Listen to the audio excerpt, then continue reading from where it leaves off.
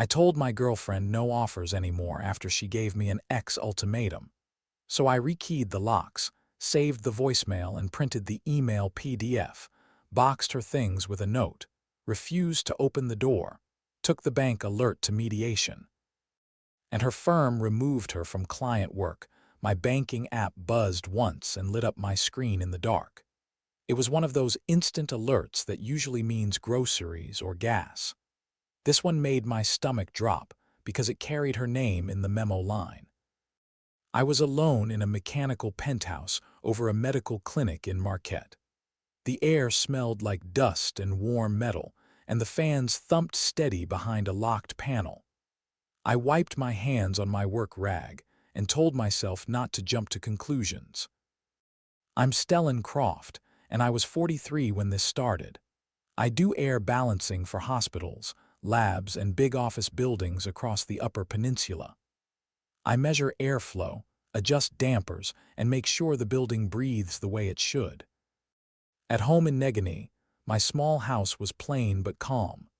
The entryway smelled like cedar from my boot tray, and a slow dehumidifier hummed in the corner.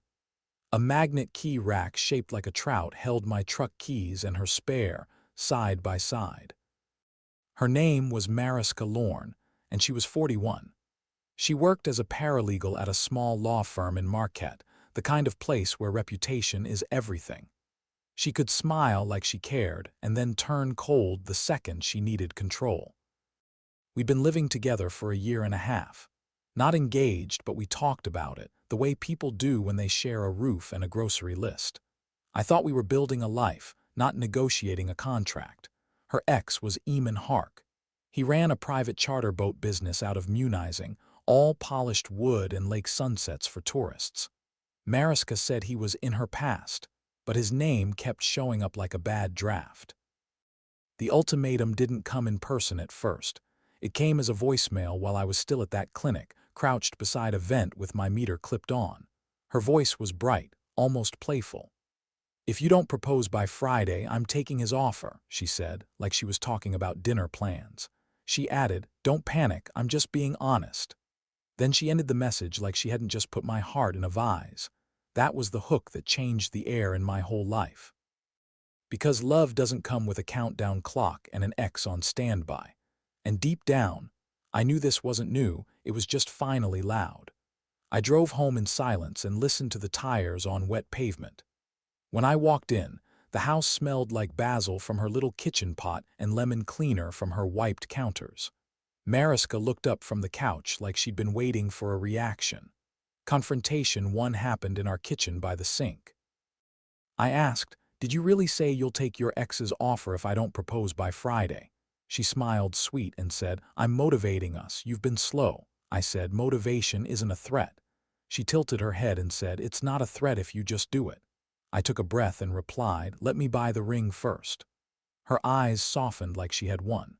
She stepped close, kissed my cheek and said, "See, that's all I wanted."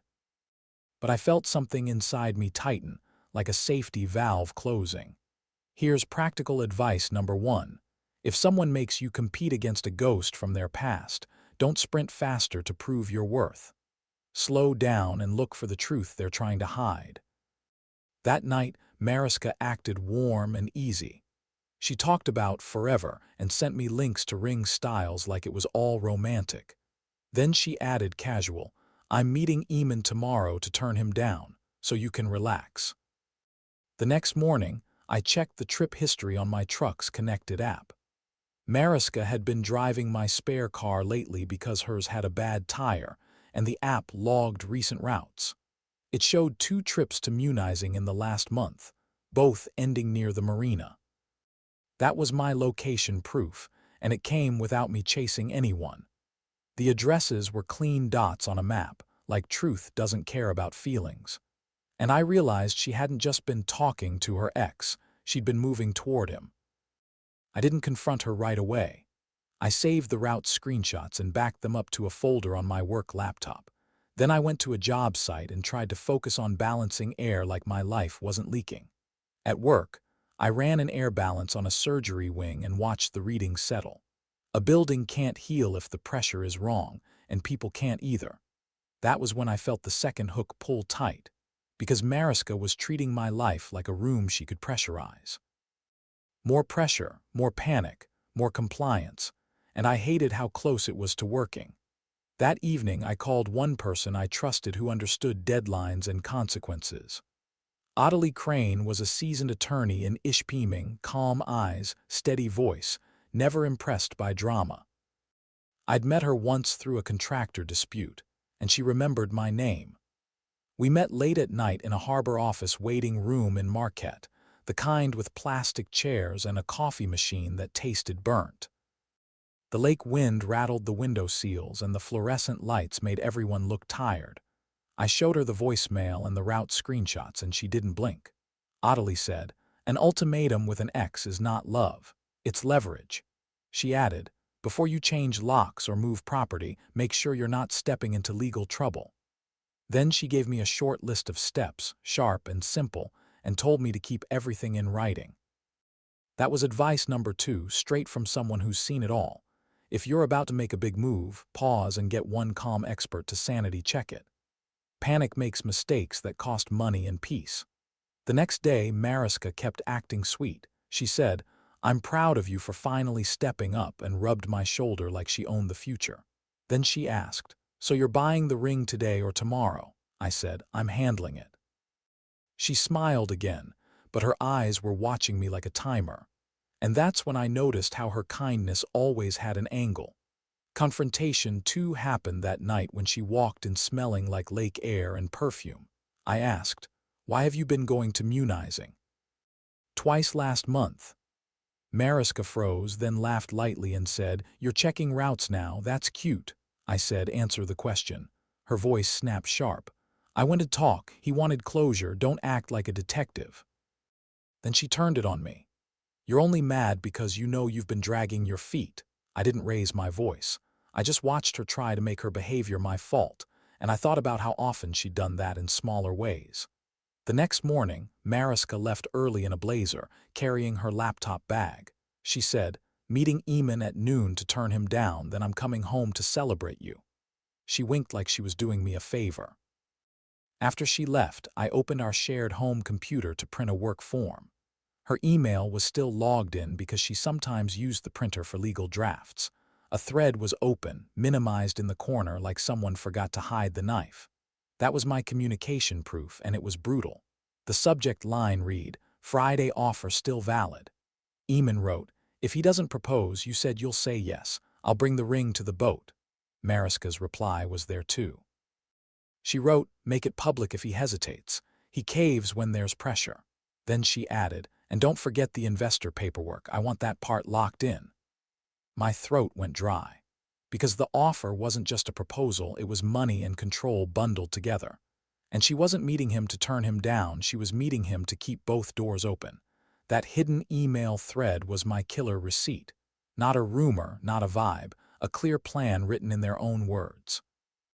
I printed it, saved it as a PDF, and put it in a sealed envelope inside a box of spare air filters in my van.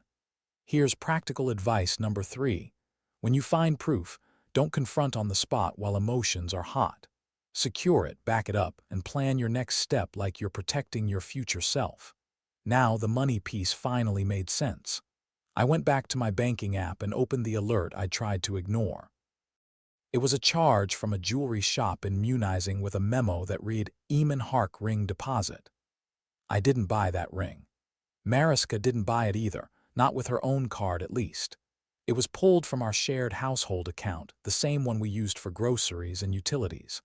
That was my money proof, and it landed last, like the final weight on a scale. Location showed she was meeting him. Communication showed they planned to pressure me. Money showed she was already investing in his ring while demanding mine. My whole life felt like a building with the vents closed. Too much pressure, not enough honesty. And I knew exactly what an air balance fix looks like. I called Ottilie and told her I wanted out clean. She said, "Do you own the house alone?" I said, "Yes, my name only. She's not on the deed, not on a lease." Ottilie told me how to do it right. Give her notice in writing, pack her belongings carefully, offer a pickup window, no threats. Then she added, Change the locks after you notify her, not before, and keep a witness if you can. So I drafted one short message and sent it while Mariska was turning him down. I have evidence you're using your ex's offer to pressure me. Our relationship is over. Your things will be boxed and available to pick up tomorrow between 4 and 6. Then I turned my phone off because I wasn't going to swim in her replies. I drove home and moved fast, but I didn't rage. I folded her clothes, wrapped her framed photos, and labeled boxes like I was packing for a move, not a war. Her perfume hung in the closet, and I felt my chest tighten once, then release. A locksmith came an hour later. He rekeyed the doors, installed a simple deadbolt, and handed me 2 new keys. I set one key in an envelope for her pickup time because I wasn't trying to trap her, just close the door. Then I wrote the note that fit the moment. Seems there are no offers anymore. I placed it on top of the boxes by the entry where she couldn't miss it. When Mariska came home, the first thing I heard was her car door slam, then pounding, then my name. I didn't open the door. She screamed through the wood, "Stellan, this is insane." I spoke through the door, calm and flat. "Your things are boxed. Pickup is tomorrow at 4. Her voice flipped sweet for half a second. "Baby, let's talk. You're misunderstanding. That's the hook people don't warn you about. The same person who threatened you can turn soft when control slips, and that softness can be more dangerous than yelling." She didn't stay soft for long. She hissed, "Eamon was nothing. You're jealous and weak." Then she went quiet, like she was already planning the next move. A week later, she showed up at Adelie's office demanding mediation, pretending she was the reasonable one. Adelie set the meeting in a county dispute resolution room in Marquette, gray carpet, ticking clock, stale coffee smell. Mariska walked in with mascara perfect and shoulders squared. Confrontation 3 happened there after proof with Adelie beside me. Mariska started with denial, eyes wide like innocence was a costume. "There was no offer. He didn't propose. You made it up." Adelie slid the printed email thread across the table without saying a word. Mariska's jaw tightened and she minimized. "It was just talk," she said. "It was a way to push you. You needed urgency." Her tone said she was doing me a favor. Then she partially admitted when Adelie placed the bank statement and the jewelry deposit receipt in front of her. Mariska swallowed and said, "Okay, he offered, and yes, I put down a deposit, but I was going to cancel it once you proposed." She leaned toward me like this was supposed to sound romantic. Then the emotional move hit, and it was pure manipulation. Her eyes filled and her voice shook. I was scared. "I didn't want to waste my life. You're making me look horrible." She pointed at Adelie and snapped, "Of course he brings a lawyer. He's always trying to win."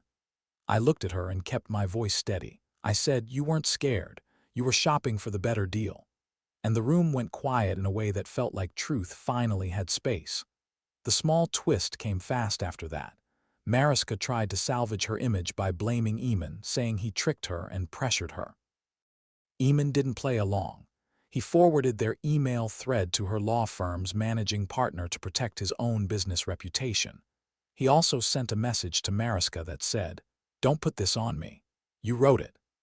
That betrayal fit him perfectly, because he only loved the idea of winning.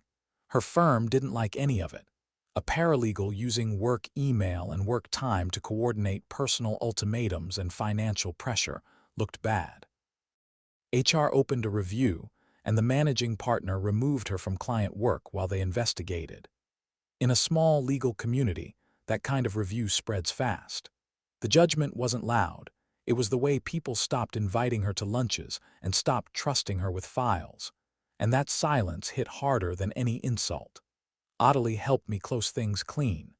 Mariska signed a release acknowledging she'd received her belongings and had no claim on my house. Then she walked out with a box in her arms and a face that looked shocked she couldn't threaten her way back in. My life got quiet after that, and quiet felt new. I threw out the old key rack and bought a plain one. No trout, no jokes, no shared history. Then I went back to work and did what I always did, one building at a time. A month later, I got promoted to lead balancer on a hospital expansion project in Escanaba. More pay, more responsibility, and a crew that listened when I said the readings were off. I learned that peace isn't a gift someone gives you, it's a system you maintain. Audley and I stayed in touch for practical reasons at first, then for coffee, then for long talks after work when the lake wind came in sharp. She never asked me to prove myself, and that felt like medicine. Mariska tried one last reach through a mutual acquaintance, asking if I'd talk privately. I declined without drama. Because a person who sets ultimatums doesn't suddenly learn respect after losing. On a cold evening in Ishpeming, Audley and I ate at a small cafe that smelled like cinnamon and toasted bread. We watched snow slide down the window glass in slow streaks. And I realized my life finally had the right air balance again. Not because I won some competition, because I refused to compete at all. Thank you so much for watching the video. Don't forget to like and subscribe the channel.